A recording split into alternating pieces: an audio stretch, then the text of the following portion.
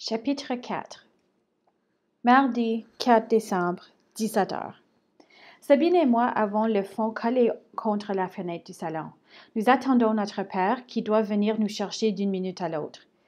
Maman n'est pas à la maison. Elle est à une réunion ce soir. Par contre, Michel est là.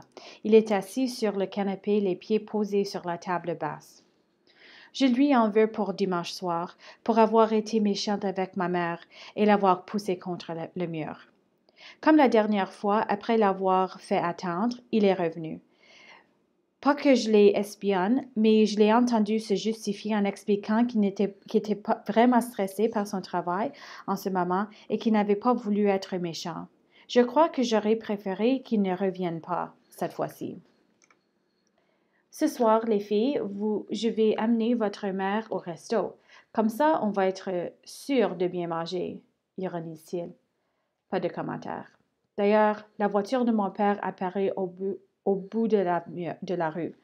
J'attrape mon sac ainsi que celui de Sabine et je me dirige vers la porte. Je ne crois pas que ce soit une bonne idée que Stéphane et Michel fassent connaissance.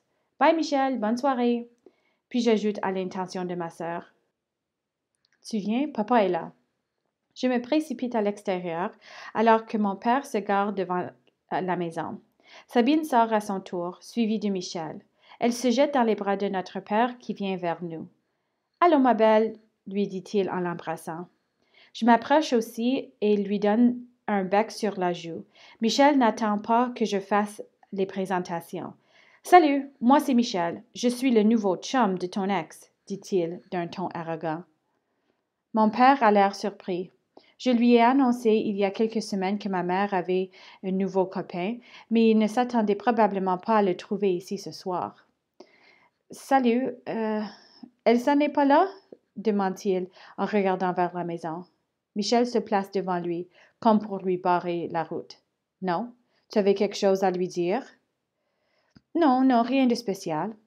Mon père prend les sacs et, après avoir salué Michel, nous nous dirigeons vers la voiture. Je suis installée dans mon lit en train de lire. Après avoir bordé ma sœur, mon père traverse la chambre et vient s'asseoir près de moi. Je me pousse un peu, surprise. Je te dérange? Demande-t-il doucement. Non. Il a l'air spécial, le chum de ta mère. Je l'ai pas trouvé trop sympathique. Mon père me regarde avec intensité, tandis que je me demande si je devrais lui parler de ce qui se passe à la maison, lui raconter les colères subites de Michel, lui dire qu'il a poussé ma mère contre le mur. Steph? Valérie a glissé la tête dans l'entrebâillement de la porte. Tu peux venir une minute? J'arrive. Mon père m'embrasse sur le front. On reparlera de ça demain, ok, ma grande? Ok, bonne nuit. J'attends qu'il ait fermé la porte derrière lui pour laisser libre cours aux larmes que je me serre la gorge depuis jours. Je pleure en silence pour ne pas réveiller ma sœur, pour ne pas déranger mon père et Valérie. Demain, est-ce que j'aurai encore le courage de me confier? Je passe une mauvaise nuit. Je me lève 3 fois pour aller aux toilettes et ne cesse de me retourner dans mon lit. Je pense à ma mère, je m'inquiète pour elle. Je crois qu'elle a peur de Michel, de sa colère, de ses silences. Mais surtout, j'ai l'impression que, depuis qu'elle l'a rencontré, nous ne sommes pas plus en sécurité. Le lendemain matin, mon père vient me reconduire à l'école. Alors que nous sommes immobilisés à un feu rouge, il se tourne vers moi. Alors, il est comment le chum d'Elsa? Tu ne m'as pas répondu hier. Hier? Tu veux dire quand tu m'as laissée toute seule pour aller t'occuper de ta blonde? Maintenant, je n'ai pas envie de t'en parler, papa.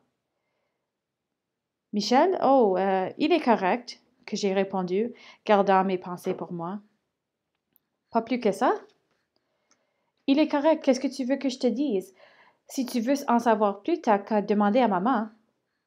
Voilà qui coupe court à la conversation et anéantit tout l'espoir de rapprochement entre nous. Mon père n'ouvre pas la bouche de tout le trajet, visiblement déçu. Je lui en veux. C'est ça, le problème avec lui. Il joue celui à qui on peut tout dire.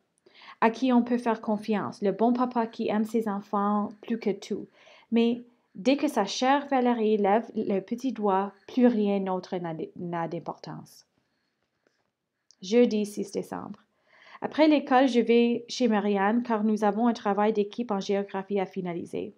Geneviève, sa mère, me fait un câlin. On se connaît depuis que je suis toute petite, mais si c'est cliché à dire, même si c'est cliché à dire, c'est un peu comme ma deuxième maman. Ça va, ma belle Léo? Tu sais, tu peux souper et dormir ici si tu veux. Comme ça, Elsa n'aurait pas besoin de venir te chercher. Yves et moi, on va à un concert ce soir. Yves, c'est le nouveau mari de Geneviève. Enfin, pas si nouveau que ça. Ça doit faire bien 5 ans qu'ils se sont mariés maintenant. C'est juste qu'ils ont l'air tellement amoureux qu'on a toujours l'impression qu'ils viennent juste de se rencontrer. Marianne est chanceuse. Pas que son père soit mort, c'est sûr, mais que sa mère soit avec un homme comme ça, un homme comme Yves, qui prend soin d'elle. C'est deux petites femmes, comme il les appelle. Je réfléchis à la proposition de Geneviève, qui m'observe, amusée. Dis donc, Léo, je pensais que ça te ferait plaisir. Ah oui, Léo, ça serait trop cool, renchérit Marianne. Oui, c'est juste que je n'aime pas laisser ma mère seule avec Michel. En même temps, je me dis que ce n'est pas ma présence qui l'empêchera de se mettre en colère et d'être agressif avec elle, de la pousser, de partir en claquant la porte. Et puis, l'ambiance est tellement lourde parfois à la maison. J'ai bien le droit de m'accorder une pause, non? Geneviève et Marianne me regardent toujours, attendant ma réponse. OK, j'appelle ma mère. C'est Michel qui répond. Il m'annonce que ma mère est occupée. Je m'apprête à lui dire que je vais rappeler plus tard, mais lui, il n'a pas l'air pressé de raccrocher. Et toi, ça va? Me demande-t-il. Tu es chez ton ami là, c'est ça? Oui, chez Marianne. Ah oui, ta best, comme tu dis. Je veux que tu fasses un message. Tu veux que je fasse un message à ta mère? Tu peux lui demander qu'elle me rappelle? Pas de problème, bonne soirée. Salut! Michel avait l'air d'une bonne humeur, et je dois admettre qu'il était vraiment gentil au téléphone. Pourquoi alors ai-je un si mauvais pressentiment? 20 minutes plus tard, ma mère me rappelle. J'étais sous la douche, Léo. Ah, et? Tu vas bien sinon? Ça va, un peu fatiguée, c'est tout. Elle accepte que je dorme chez Marianne, puis elle me passe Sabine, à qui je souhaite une bonne soirée et qui me fait plein de bisous au téléphone. En raccrochant, je me dis que je devrais me sentir rassurée. Ma mère était simplement sous la douche. Elle va bien. Pourtant, la sonnerie d'alarme continue à résonner dans ma tête. Après avoir terminé notre travail de géo, nous descendons souper. Puis, une fois que sa mère et Yves sont partis au concert, Marianne, soudainement excitée, me prend par le bras et m'entraîne dans sa chambre. Elle ouvre le premier tiroir de sa commode, fouille dans ses petites culottes. Je commence à me demander ce qu'elle fabrique lorsqu'elle brandit devant mes yeux un paquet de cigarettes. Où t'as pris ça? Je lui demande. C'est Christelle qui l'a acheté pour nous. Christelle, c'est la grande sœur de Laurie. Elle a 18 ans. Très pratique d'avoir une grande sœur majeure. Pour nous? Ben oui, et regarde. Mon amie écarte quelques autres petites culottes, me dévoilant 3 joints que Justin lui a donnés. En sortant de la répétition du théâtre hier soir, il m'a demandé si je les voulais, m'expliquait-elle. Il m'a dit que c'était un cadeau. Ce serait drôle d'en fumer un ce soir, non? Je fais signe à Marianne de baisser le ton et regarde vers la porte, comme si j'avais peur que quelqu'un surprenne notre conversation. Je pense que je suis en train de devenir parano. OK, allons-y. Marianne me sourit. Ça me fait du bien d'être avec elle. Elle s'approche de moi et m'enlace. Je t'aime, mon ami, me dit-elle. Moi aussi, je t'aime. Grosse patate. Je me sens devenir émue. Je me défais de son entrainte. Allez, apporte-le ton joint. Assis sur les chaises de jardin, une couverture sur les épaules, nous fumons. À peine 3 bouffées plus tard, nous sommes déjà en train de nous tordre de rire. Puis soudain, Marianne redevient sérieuse. Puis, qu'est-ce qui se passe avec le beau Mathieu? Je hausse les épaules, faussement indifférente. Bien sûr, mon ami n'est pas dupe. On s'est pas encore embrassé si ça c'est ce que tu veux savoir. Puis toi, t'as un kick en ce moment? Non. Je pense qu'Éloi te trouve de son goût en tout cas. Ah bon? Il te l'a dit? Mais non, grosse nouille. C'est juste pas difficile à deviner. Il passe son temps à te regarder. Elle explose de rire. Je ne comprends pas ce qu'il y a de si drôle, mais je ris moi aussi. Je ris tellement que j'en pleure, que j'en oublie de penser à ma mère, à Michel. Pour un instant, je redeviens l'adolescence naïve que j'étais avant qu'il entre dans notre vie. Celle qui croyait que l'amour était une chose douce et belle. Le lendemain, avant le premier cours, Marianne, Laurie et moi fumons une cigarette avec les garçons. Nous avons maintenant notre propre paquet. On dirait bien que fumer est en train de devenir une habitude. S'il fallait que nos parents l'apprennent. Je m'approche de Mathieu. L'écharpe rouge négligemment nouée autour de son cou lui donne un look à la fois cool et intello. Je le trouve beau. Salut! Salut Léo, ça va? Oui, pas assez dormi. Tu veux aller au cinéma samedi? Tu veux dire juste toi et moi? Il me regarde en souriant. J'ai l'impression que c'est écrit sur mon front que je suis encore jamais sortie avec un garçon. Tout le monde sait que quand un garçon invite une fille au cinéma, c'est pour être seul avec elle dans une salle obscure, non? Je me sens soudainement ridicule et j'essaie de me reprendre. Bien sûr que ça me tente. Les cours du matin sont ennuyants à mourir. Marianne, assise près de moi, semble sur le point de s'endormir. Laurie, égale à elle-même, regarde par la fenêtre, la tête dans les nuages. Seuls Anaïs et moi prenons les notes. Une chance que le prof de géo n'est pas aussi sévère que Madame Bilodeau. Avant de rejoindre les garçons pour le dîner, Laurie nous confie qu'hier, elle a fait l'amour avec Justin pour la première fois. Qu'en fait, elle a fait l'amour pour la première fois de sa vie. Nous ouvrons tous les trois de grands yeux et restons muettes un court instant. C'était prévisible depuis le temps que Laurie s'intéresse aux garçons, mais quand même, elle est la première de nous quatre à l'avoir fait. C'était comment? Demande finalement Anaïs. Pas si pire, mais pas comme dans les films non plus, répond Laurie. Ça fait mal? Veut savoir Marianne. Oui, un peu. Il t'a pas forcé, j'espère. Que je l'interroge de mon tour. Mes trois amis me fusillent presque du regard. J'ai fait un effort pour me rattraper. Je veux dire, ça te tentait toi aussi bien? Elle me regarde toujours comme si j'étais complètement dans le champ, comme si je n'avais pas rapport avec mes questions. Mais voyons donc, Léo, tu penses que mon chum me forçait à coucher avec lui? Laurie a parlé trop fort. Plusieurs élèves se retournent pour nous regarder. Tout en fourrant des affaires dans son sac, Laurie me siffle entre les dents. Tu connais pas Justin Saparé. Puis tu connais rien au gars, de toute façon. Et elle s'en va, suivie de près par Anaïs. Marianne me prend par le bras. Pourquoi t'as dit ça? Ben quoi, c'était juste une question. Marianne soupire. C'est bizarre en ce moment. À la fin de la journée, dans l'autobus, Laurie boude. J'essaie de m'expliquer, de lui faire comprendre que si j'ai posé cette question, c'était juste pour être sûre que Justin la respectait, mais rien à faire. Elle croit que je juge son chum, que je ne lui fais pas confiance. À son arrêt, elle se lève et descend sans me saluer, sans même me regarder. Assise sur mon lit, je ne sais pas quoi faire. Ma mère est partie au théâtre avec une amie, nous laissant seule avec Michel, ma sœur et moi. Elle m'a expliqué que Michel avait cédé le bail de son appartement, qu'il vivrait avec nous, désormais. Ça ne changera pas grand-chose étant donné que, depuis qu'il a commencé à sortir avec ma mère, il est toujours ici.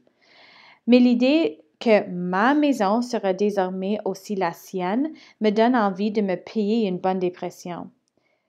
Quoi qu'il en soit, Sabine est maintenant couchée et lui, il regarde la télé. Pour me changer les idées, je pense à Mathieu. Il m'a invité au cinéma demain soir. La perspective de me retrouver seule avec lui me rend nerveuse. Qu'un aussi beau gars de quatrième secondaire s'intéresse à moi, j'ai du mal à y croire. Je décide d'appeler Anaïs. C'est la seule de mes amies qui n'a pas l'air d'être en colère ou de me trouver bizarre. Et puis, elle a toujours des bons conseils à me donner. Comme la pile de mon cellulaire est morte, je descends pour utiliser le téléphone de la maison. Il n'est pas sur sa base. Je le cherche un moment du regard avant de l'apercevoir sur la table basse du salon, juste à côté des pieds de Michel. Je m'approche en temps de main. Michel se redresse brusquement. « Hé, laisse ça là! » Je sursaute, surprise. Qu'est-ce qui lui prend? T'as un cellulaire? T'as quoi t'en servir? Ma pile est morte, dis-je d'une toute petite voix. Je veux juste parler à un ami. Michel s'empare brusquement du téléphone et le dépose tout près de lui. J'attends un appel de ta mère. J'ai pas les moyens de me payer un cellulaire, moi, crache-t-il d'un ton tranchant. Mais elle est au théâtre, elle peut sûrement pas téléphoner en ce moment. Je lui ai laissé 4 messages sur son foutu boîte vocale. J'attends qu'elle me rappelle. OK, mais d'ici là, je veux juste parler à un ami. Je vais faire ça vite. Michel pose le téléphone sur sa cuisse. T'es tout le temps au téléphone. Fais donc autre chose. Pour une fois, marmonne-t-il sans me regarder. Je me retiens pour ne pas l'envoyer promener. Je sens les larmes me picoter des yeux. Je m'empresse de retourner m'enfermer dans ma chambre. Et si je claque pas la porte, c'est uniquement pour ne pas réveiller Sabine. Non, mais pour qui se prend? Il vit peut-être ici, maintenant, mais ça ne lui donne pas tous les droits. Je me rassois sur mon lit, encore plus perdu que tout à l'heure. Michel a dit qu'il avait laissé 4 messages sur la boîte vocale de ma mère. Il est fou ou quoi? Il sait très bien qu'elle est au théâtre et qu'elle ne peut pas répondre. Je me lève, commence à arpenter ma chambre de long et en large. Je suis pas du genre à péter les plombs comme Laurie, une spécialiste en la matière, ou Marianne, que j'ai vue plus d'une fois lancer des objets contre le mur. Mais j'avoue que là, j'éprouve une intense envie de crier. Je décide d'aller faire un tour dehors. Michel me regarde tandis que j'enfile ma veste. Je vais marcher, dis-je sèchement. Il hausse les épaules. Lorsque je glisse les mains dans les poches de ma veste, je sens le contour d'une petite boîte cartonnée. Je me rappelle soudainement que Marianne m'a donné des cigarettes et un des joints que Justin lui a offert en cadeau. Je m'éloigne un peu de la maison et j'ouvre le paquet de cigarettes. Je saisis délicatement le joint de la pochette d'allumettes qui s'y trouve. Dans la pénombre, et après m'être assurée que personne ne pouvait me voir, j'allume le joint. Je suis allongée à plat ventre sur mon lit, en train d'écrire dans mon journal tout ce qui me passe par la tête. J'entends ma mère qui revient du théâtre. Il est 00h35. Elle a à peine le temps de renfermer la porte derrière elle que Michel commence à crier. Mon Dieu! Mais qu'est-ce qui se passe encore? Il doit être en colère parce qu'elle n'a pas répondu au téléphone. Inquiète, je sors de ma chambre sans faire de bruit et m'avance vers l'escalier. D'où je suis, je peux voir Michel empoigner ma mère par le collet de sa veste d'automne et le soulever légèrement de terre. T'es vraiment juste une salope, hein? Tu m'as fait croire que t'allais au théâtre, mais dans le fond, t'es allé te faire baiser, hein?